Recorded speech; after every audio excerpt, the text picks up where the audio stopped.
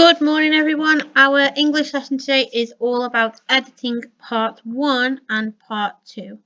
So we are editing part 1 and part 2. Okay, so first of all, at the top of your page, I want you to write 3 targets for yourself. So have a look at the progress Miss Wetton and I gave you on Friday's work on your portfolio. If you just click the photo, there will be a message with some progress for you, and then think of your 3 targets using that, and then we will start our lesson.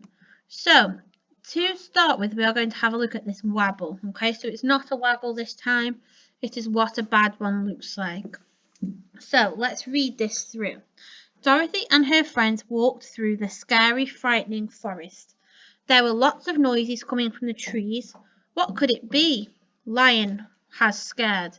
He did not like the dark. Okay, so for a start, this should say was, shouldn't it? Okay, so I'm thinking here, I just want to list why it is a wobble so that I don't make that mistake in my writing. So if we start, I haven't got a capital letter for Dorothy. So there are incorrect capital letters. I can see I've got scary and frightening. Well, if I know anything about vocabulary, I actually know that scary and frightening mean the same words, mean the same thing even. So my vocabulary isn't high level, and it doesn't make sense. Okay. Another thing that I pulled up with the was that the writing didn't make sense at all, did it? I had lion has scared. Another thing, it's quite basic and boring. Okay. So these are the things that I want to avoid in my writing. Okay. So when I'm going to edit, I'm going to be making sure I'm checking for capital letters being correct. I'm going to check that my vocabulary is high level and that it makes sense. So I've not got synonyms of the same word in the same expanded noun phrase. So for example, scary and frightening. So I could have had the dark, frightening forest or the misty, frightening forest. Okay. Those words mean different things. They are giving me a different image in my head. Scary and frightening mean basically the same thing, don't they? Lots of noises. Could I up level that? Could I add in extra information? So I'm going to put here needs extra information. Okay, I know, you know that we can write a lot better than that. Okay, so today we are going to be editing our writing.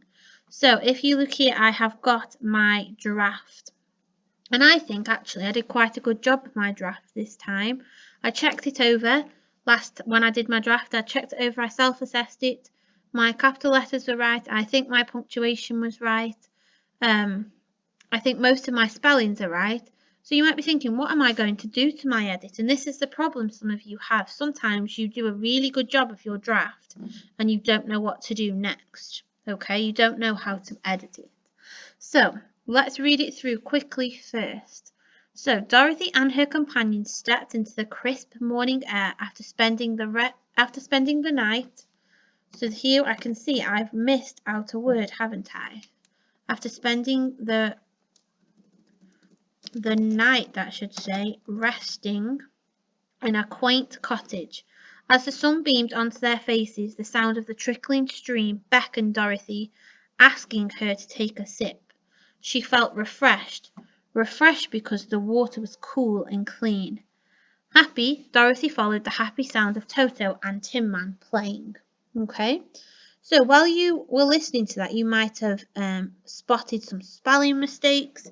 You might have seen that actually some of the vocabulary isn't the best, or it could be up-leveled a little bit. And I might want to add some more information there to give my reader that even better of an image in their head. Okay, so let's think first. If you've noticed, there's a word because was spelled incorrectly. Sometimes these are just little words that we write so fast because we know how to spell them. We just make that small mistake. Okay. Also, I can see that the word quaint is spelled incorrectly. So I need to fix that. It should be the A before the I, not the I before the A. So I'm going to fix that. Okay. And then down here I've got happy. Dorothy followed the happy sounds of Toto and Tin Man playing. Okay. I've got the same word, the same piece of vocabulary in the same sentence. And both of them can be up-leveled, I think. I don't even think I need to use the word happy. In my head, I know much better vocabulary, and I've got so many more resources around me to up-level that piece of vocabulary. Okay, so I'm going to think, so you can see this is an emotion word sentence, can't we? So I can see that actually she's just taken a drink, and she might have been quite thirsty before that. So sometimes when we say that if we are thirsty or we're hungry and then we've drank something or eaten something, we might say that we are satisfied. So satisfied, Dorothy followed the happy sounds of Toto and Tin Man playing. So I think that tells us that she's had what she needs and now she's going to do something else. Okay, so I think satisfied works quite well there. Then I've got Dorothy followed the happy sounds of Toto and Tin Man playing. Well, happy is still quite a basic word, isn't it? So I'm going to remove that and I'm going to up-level it to something different. So I might say joyful, or I might say joy-filled, or excited, or ecstatic, or playful. There's playful sounds of Toto and Tin Man playing. But then actually I've got the word playing, so playful and playing in the same sentence doesn't quite sound right. So I'm going to go with joy-filled sounds of Toto and Tin Man playing. Okay, so then here in this sentence as well, so I've got, as the sun beamed onto their faces, the sound of the trickling stream beckoned Dorothy, asking her to take a sip. So asking her, I've used some personification there. I've given a non-human thing or object a human characteristic, okay? But I think the word persuading would fit really nicely there. So if we know what persuading means, it means to convince somebody to take a sip, okay? So it's almost like it's whispering to her, saying, Dorothy, Dorothy, take a sip, okay? So that is that one. And then if you see my writing, it flows but not as well as it could. I think here, between where it says persuading her to take a sip and then telling my reader she feels refreshed, I think I could add some extra information in there. I think I could add another sentence in. So I want to say that Dorothy went to take a sip. Basically, I want to say that she walked through the grass and went to take a sip. So I might use a fronted adverbial for cohesion. So following the sound, or actually I've used this sound quite a lot. Following the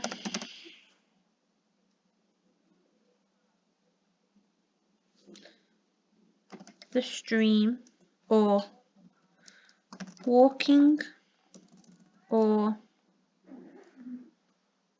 yeah, we'll go with walking for now. I could always up-level it later. Walking towards the shallow stream, I think. Dorothy, or she actually, she leant down to take a long drink of the clear water. Okay, so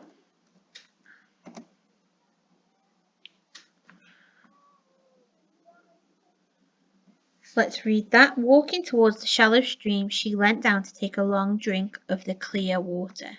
So that doesn't quite make sense because I'm saying she's walking and then I'm saying she's leant down. So I'm going to change this. So kneeling at the edge.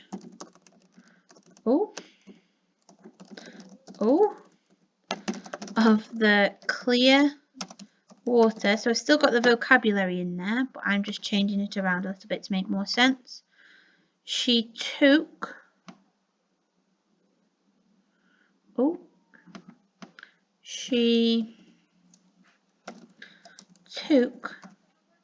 a long drink.